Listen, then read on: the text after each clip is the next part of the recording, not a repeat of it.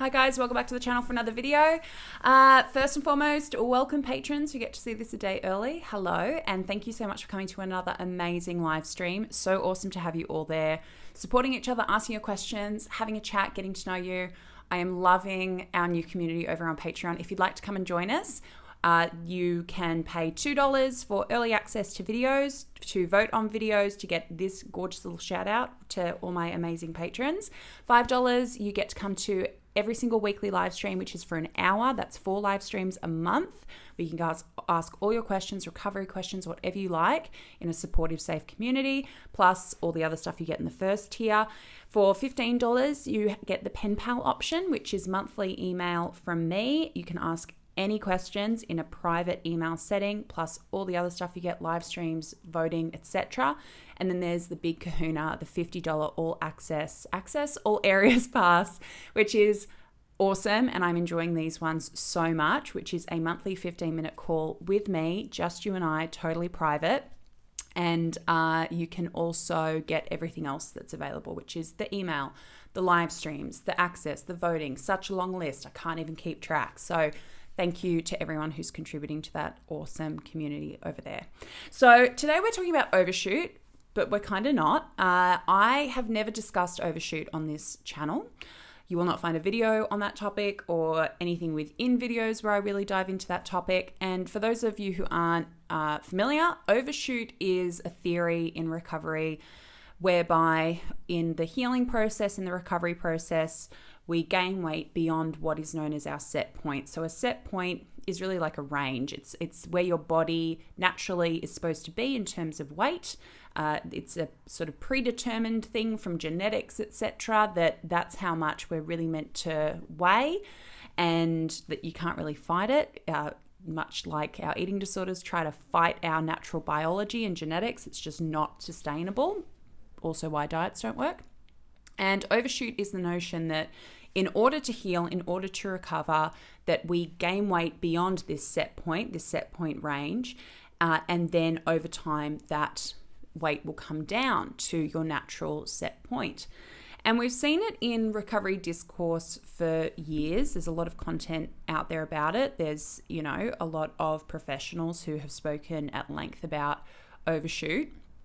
The reason I've decided not to talk about it, and what I can see in terms of people's awareness of why maybe it's not a terribly helpful thing, not only not to talk about, but for you not to focus on in recovery, is that a part of recovery is accepting your body regardless of what it weighs, how it appears.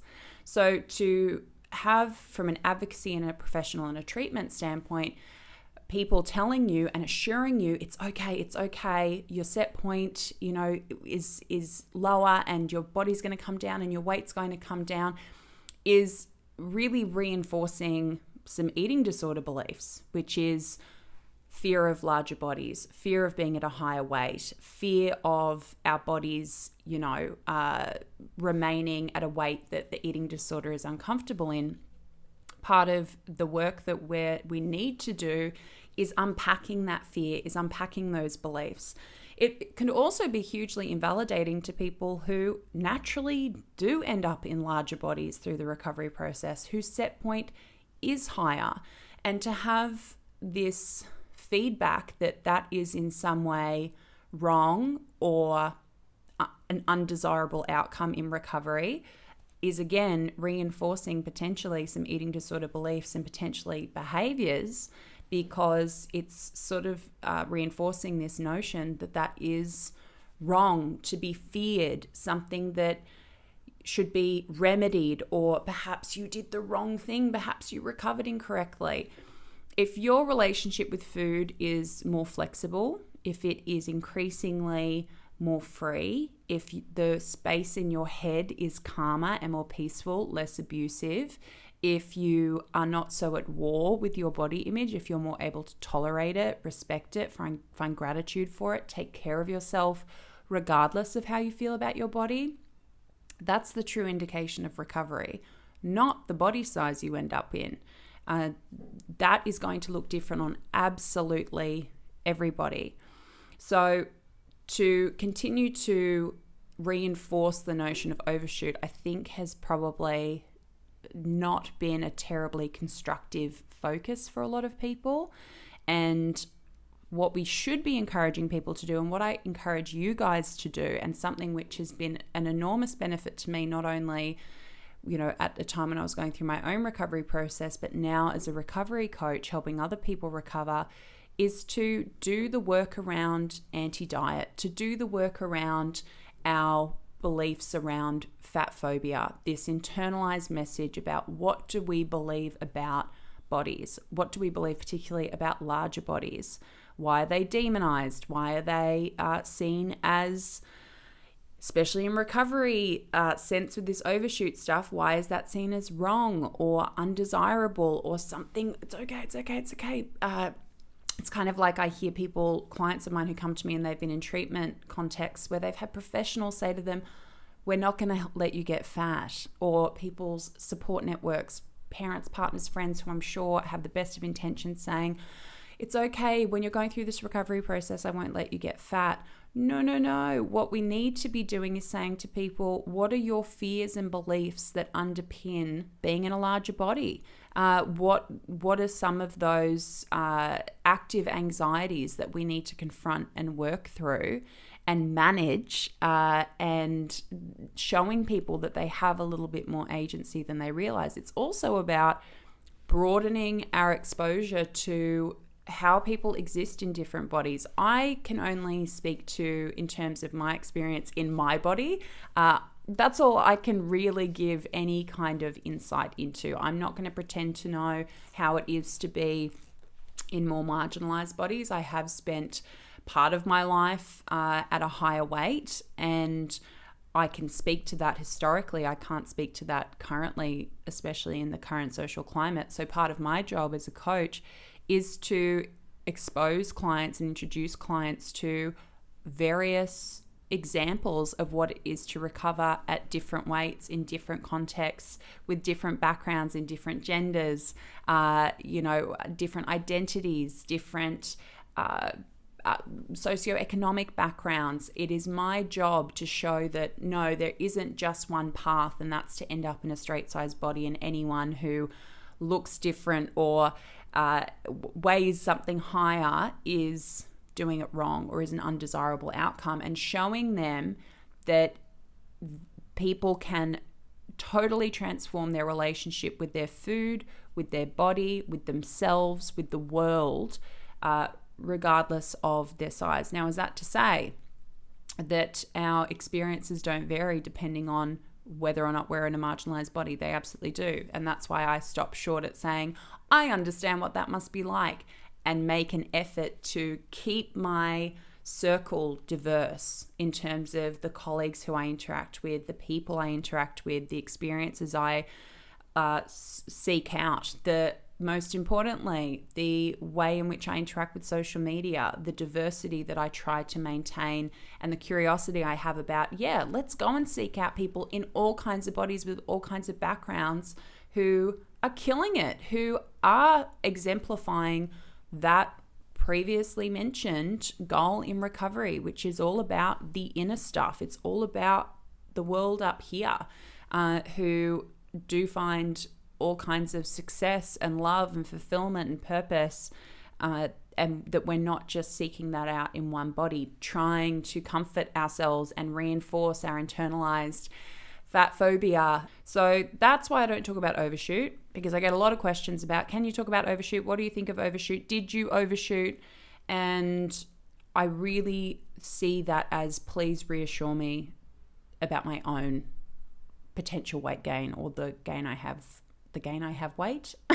We almost got through on without a major stuff up. That you have gained weight. I'm not going to reassure you of that, because I can't predict the future. I don't know what everyone's independent physiology is and what their healing requires and what their body requires and what their genetics are. What I can tell you is that we have a lot of examples out there of people in all kinds of bodies who are able to live free, fulfilled, purposeful, joyful, flexible lives, and to fully recover. And don't just go looking for people who are in the recovery straight sized like me. Like don't just seek out people like me. Keep your feeds diverse, keep curious. I even get clients to do an exercise where I ask them to go to like a place with high pedestrian traffic, if it's safe for you to do that with COVID stuff at the moment. Maybe it's a mall, maybe it's like the supermarket, somewhere you can sit and people watch and actually look at all the different shapes and sizes of people living their lives in the real world. How do our beliefs about bodies and size actually fit into the reality of day-to-day life?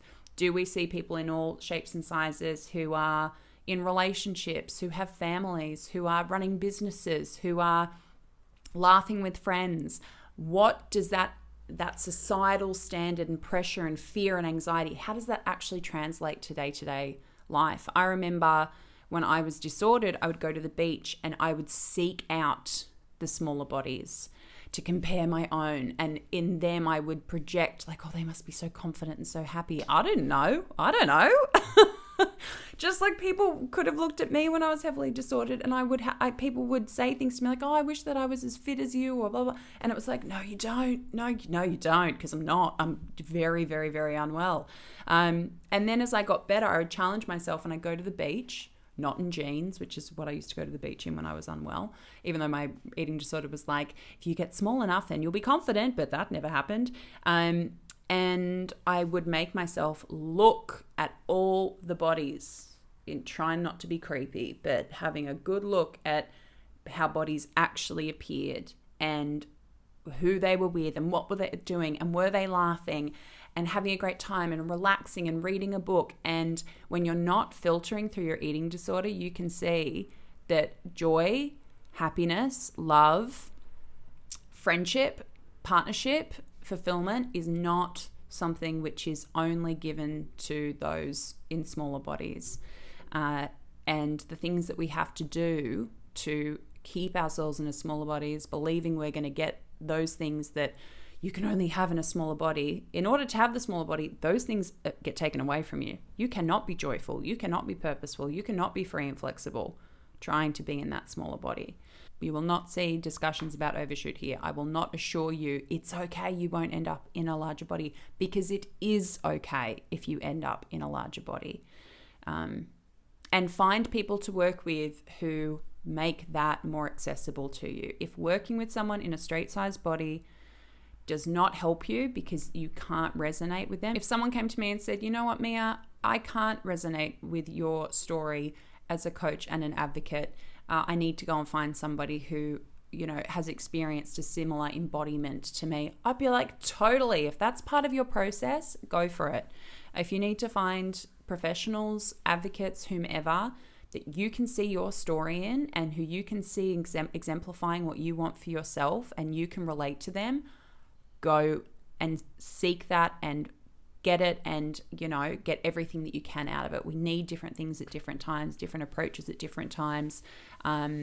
And it's your process, and you've got to, you will become the expert on your own recovery. Maybe not at the beginning, because eating disorder is not an expert on recovery, but as your healthy self gets stronger, you will know instinctively what is helping and what isn't. And that is absolutely your prerogative to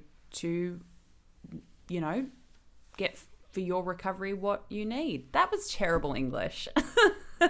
So guys, I hope this chat about overshoot was helpful. Let me know in the comments below. I will be back next week with another video. The new podcast episode will be up on Monday. Come and find me on Instagram and Twitter under What Mia Did Next. Hope you're all having a beautiful week, staying safe, staying kind, and I'll talk to you soon. Bye.